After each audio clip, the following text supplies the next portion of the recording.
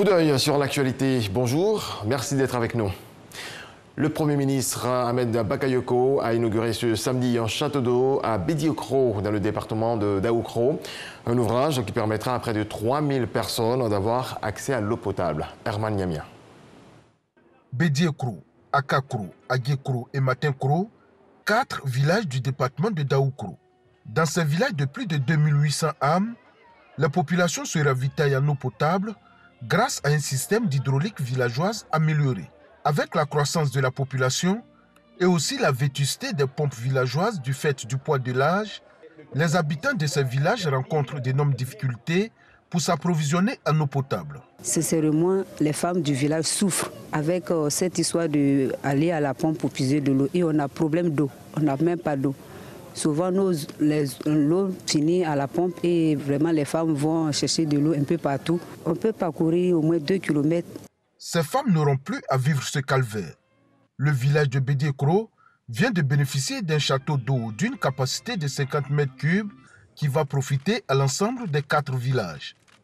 Ce projet entièrement financé par l'État a coûté 265 millions de francs CFA. Les travaux de réalisation de ce système d'alimentation en eau potable qui peut produire jusqu'à 200 mètres cubes jour ont consisté à la réalisation d'un château d'eau en béton armé de 50 mètres cubes sur une hauteur de 12 mètres.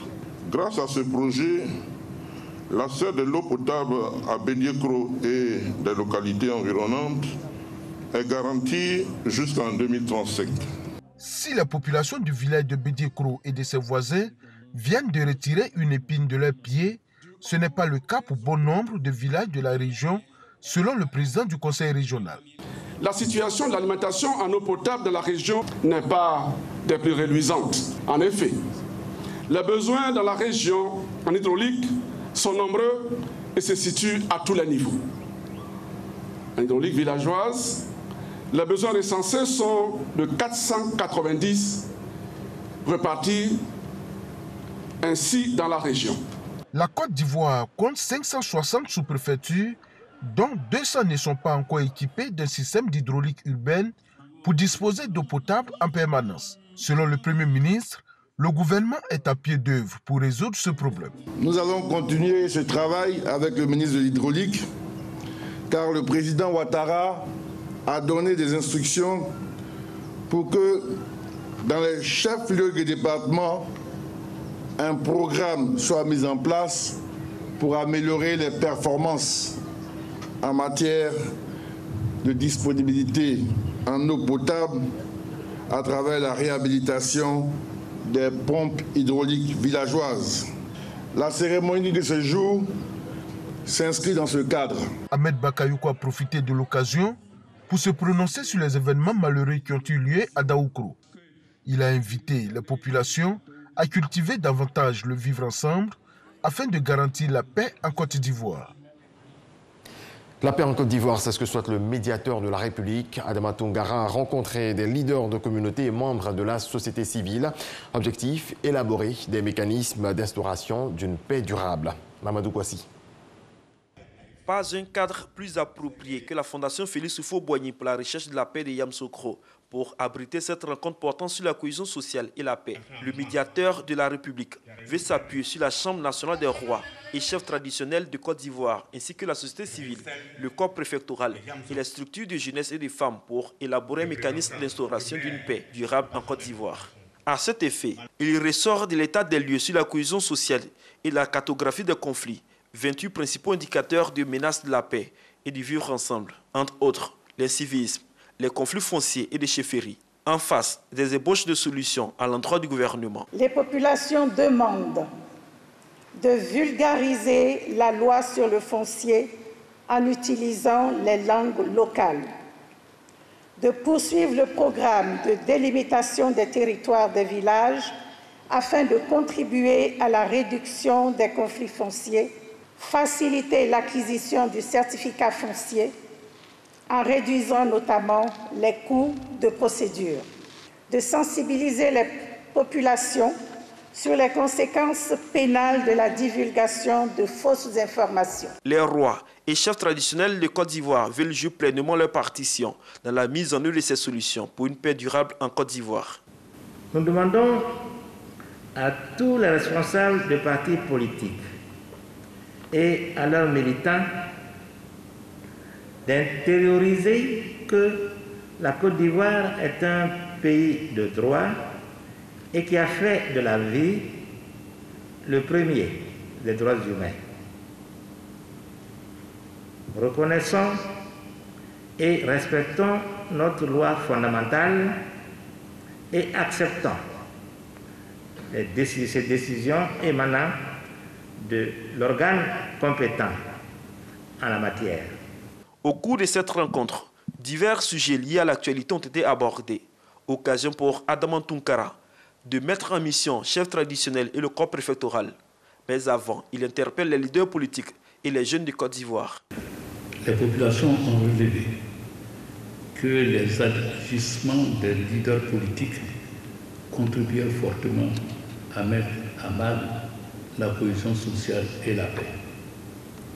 Dès lors, je vous invite à cultiver la tolérance et la courtoisie dans les discours, notamment lors de prochaines campagnes électorales. La démocratie doit s'exprimer dans le respect de l'autre, de ses opinions et idéologies. C'est en observant ces principes élémentaires que nous pourrons garantir à notre pays une paix durable. Aux jeunes, à nos jeunes frères, à nos enfants, votre avenir est largement tributaire du conflit sociopolitique de notre pays. Évitez de vous engager dans la voie de la violence dont vous serez les principales victimes. Chaque participant de cette grande rencontre de Yamoussoukro se fera le porte-voix de ce message du médiateur de la République pour un climat social apaisé pendant et après la période électorale. Et dans cette période électorale, l'Église veut contribuer à l'édification de la paix. Les fidèles de l'Église méthodiste unie de Côte d'Ivoire ont profité de leur 15e conférence annuelle pour adresser justement des prières à Dieu. Enfin, le point avec Isaïo. Angré, temple Canaan de l'Église méthodiste unie de Côte d'Ivoire. Clôture de la 15e conférence annuelle de cette Église. Chants, prières et invocations des fidèles chrétiens pour glorifier le Christ. Cette conférence a permis de jeter les bases de la réflexion sur le thème concernant les veuves et les orphelins. Cette 15e conférence annuelle a été l'occasion pour Benjamin Boni, président de l'Église méthodiste unie de Côte d'Ivoire, d'appeler l'ensemble des Ivoiriens à la paix. Il nous faut tous prier pour nos autorités, prier pour tous ceux et toutes celles qui sont dans l'arène politique. Et nous devons tous, autant que faire se peut, rechercher la paix, rechercher la réconciliation. Cette conférence annuelle a été marquée par le soutien du président de la République, Alassane Ouattara, représenté pour la circonstance par le ministre-gouverneur Beugri Mambé. Il nous a chargé d'apporter à ses frères et sœurs de l'Église méthodiste unie Côte d'Ivoire ses salutations fraternelles. Il nous a confié une dernière mission, celle d'apporter son soutien matériel aux nouveaux pasteurs qui viennent d'être consacrés. L'œuvre d'évolution spirituelle dans notre pays est une grande œuvre.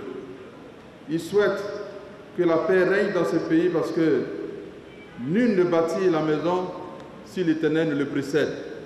L'Église méthodiste unie de Côte d'Ivoire entend multiplier des prières afin que l'élection présidentielle d'octobre 2020 se passe dans d'excellentes conditions. Au cours de cette cérémonie, 10 pasteurs ont été consacrés. Le chef de l'État, Alassane Ouattara, a offert 5 millions de francs CFA aux pasteurs qui ont effectué le déplacement et 500 000 francs CFA au comité d'organisation. Après un point rapide sur la pandémie à coronavirus, le ministère de la Santé et de l'Hygiène publique a enregistré hier dimanche 30 août 2020 55 nouveaux cas de Covid-19 sur 580 échantillons prélevés, soit 9,5% de cas positifs, 113 guéris et 0 décès. À la date donc du 30 août, la Côte d'Ivoire compte 17 948 cas confirmés, dont 16 553 personnes guéries, 115 décès et 1280 cas actifs. Le nombre total d'échantillons est de 126 552. Anna Thérèse, figure légendaire de la culture baoulé, accompagnée à sa dernière demeure. L'artiste a été inhumé samedi à Bofia, dans le département de Toumoudi. On fait le point avec Kader Sogodogo. Toumoudi.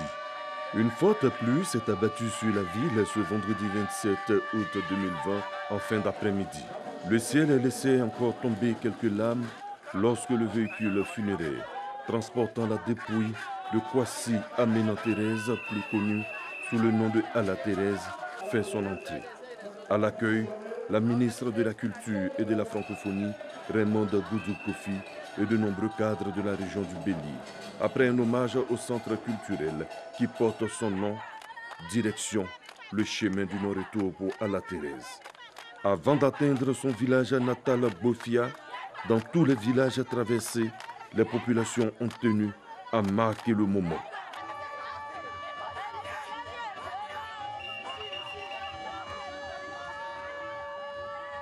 « 19h30, Bofia, où elle a vu le jour le 1er janvier 1936, elle était attendue par ses parents. Des moments d'intense émotion.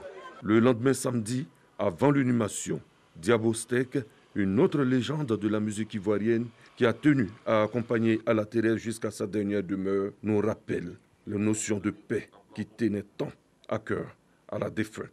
Les gens disent Fondio, non, c'est Côte d'Ivoire à Noisé. Il dit à Noisé, il faut qu'on crée l'entente. On n'a qu'à s'entendre. C'est ce qu'elle a prôné. C'était la voix du Foué-Boigny, premier bâtisseur de la Côte d'Ivoire moderne. Au lieu de la cérémonie, la Côte d'Ivoire, dans toute sa diversité, est présente. Ministre de la République, politique de tous bords, artistes, fans de Ala Thérèse, familles et populations diverses. Tous répondent présents.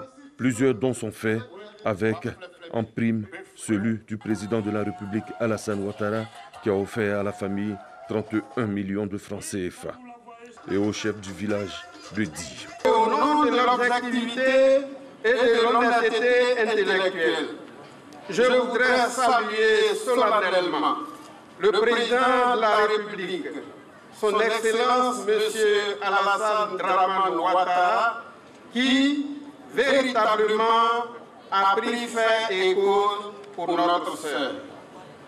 Il lui a offert une maison qui lui procurait la sérénité. En outre, le président lui a octroyé une rente viagère dont l'importance est sans commune mesure, puisque c'est le salaire ou le revenu mensuel qui rythme le quotidien de la vie de tout homme. Enfin, il lui a offert une voiture flambant neuve de type 4x4. En tête d'une longue procession pour accompagner Ala Thérèse jusqu'au caveau, la représentante du chef de l'État. Elle a quelques mots. La population du département de Toumoudi reconnaît tout ce que Ala Thérèse représentait pour le président de la République. Et aujourd'hui, ils disent merci au président de la République. Merci pour tout ce qu'il a fait pour Ala Thérèse. Et maintenant, nous la conduisons à sa dernière demeure, que son âme repose en paix. C'est sous des ovations, accompagnées par la musique distillée par son fils adoptif, avec l'accordéon de feu, son époux Ngoran Laloua, que l'inhumation est faite. Adieu Ala Thérèse, adieu l'artiste. Que la terre de Bofia qui t'a vu naître te soit légère. C'est sûr, un artiste ne meurt jamais.